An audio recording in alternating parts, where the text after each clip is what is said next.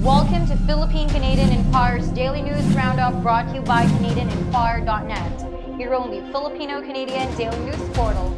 I'm Rowan Akio, and here are stories making headlines today. Majority of Filipinos rejects PNP's nanlaban narrative, SWS Survey says. Majority of Filipinos thinks that persons killed by the police in its campaign against illegal drugs did not resist arrest, a recent social weather station survey showed. In the survey conducted by the Social Research Institution from June 23 to 26, respondents were asked whether they agree or not with this statement.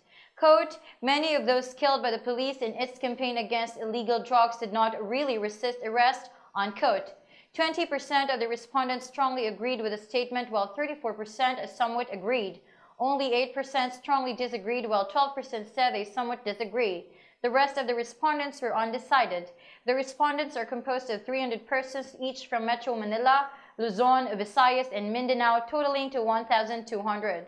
Metro Manila, with a 63%, has the highest number of respondents who said that they don't believe in PNP's nanlaban narrative. Second is Luzon with a 56%. 49% of respondents from both Visayas and Mindanao believe the same. Meanwhile, presidential spokesperson Ernesto Abella said that the answers may have been influenced because respondents were asked leading questions.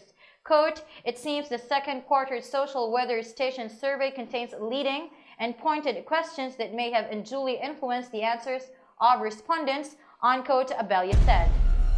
Alberta NDP to bring in law to prevent Jason Kenney from outing gay kids. Alberta's education minister says he plans to change the law to prevent Conservative leadership candidate Jason Kenney from outing gay children. David Agan says the province has been working for years on gay-straight alliances in schools, and he says he won't let the process be undermined. Quote, this whole idea of Jason Kenney outing students that join a GSA will make that against the law, unquote, Agan said Thursday. Students make choices, and this is obviously a very significant choice around gay-straight alliances.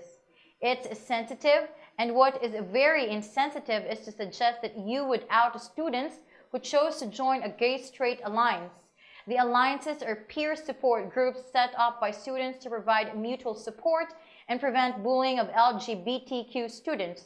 Advocates say outing kids before they are ready puts them at risk of family ostracism or worse. They also argue the move would effectively kill the alliances because kids won't feel safe. Kenny, a former federal Conservative cabinet minister who is running for the leadership of Alberta's new United Conservative Party, has faced criticism for saying it's best in some cases to tell parents their kids have joined a gay-straight alliance.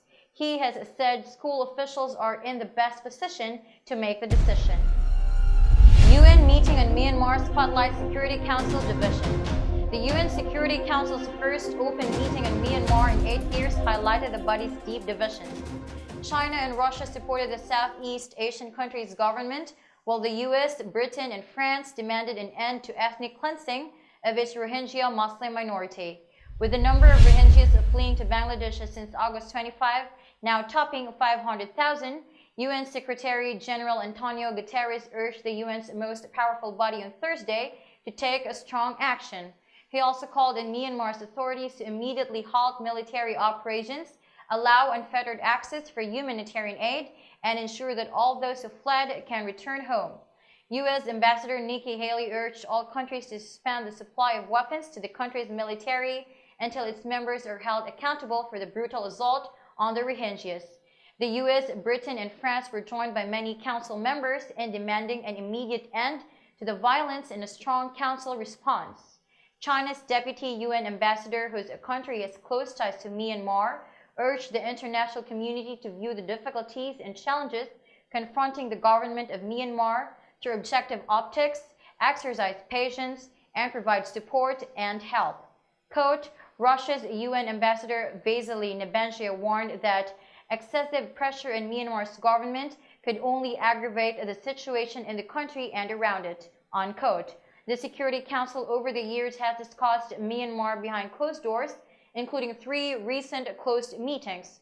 The last open meeting in 2009 was attended by then Secretary General Ban Ki-moon. That wraps up our news here at PCI Daily News Roundup. Thank you for joining us. For more news stories, visit our website at www.canadianinquirer.net.